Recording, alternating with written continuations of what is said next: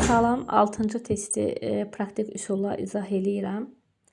A və B cisimləri əks istiqamətində hərəkət edir. Göründüyü kimi A sadə əqrəbinin əksinə, B isə sadə əqrəbi istiqamətində hərəkət edir.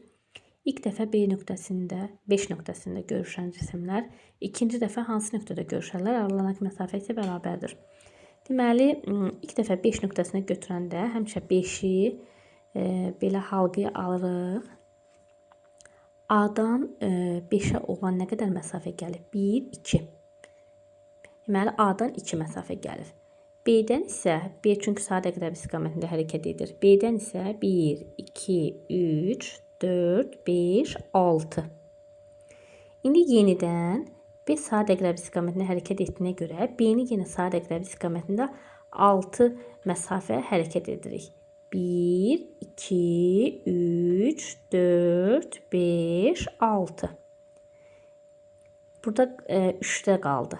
İndi 5'i sadə əqrəbin əksinə 2 məsafə gətiririk. Çünki əvvəlcə 1, 2 gəlmişdi. 1, 2. Görürsünüz, bu da gəldi. 3'də görüşdülər. Deməli, cavab olur 3. Yəni, bu praktik üsuldur.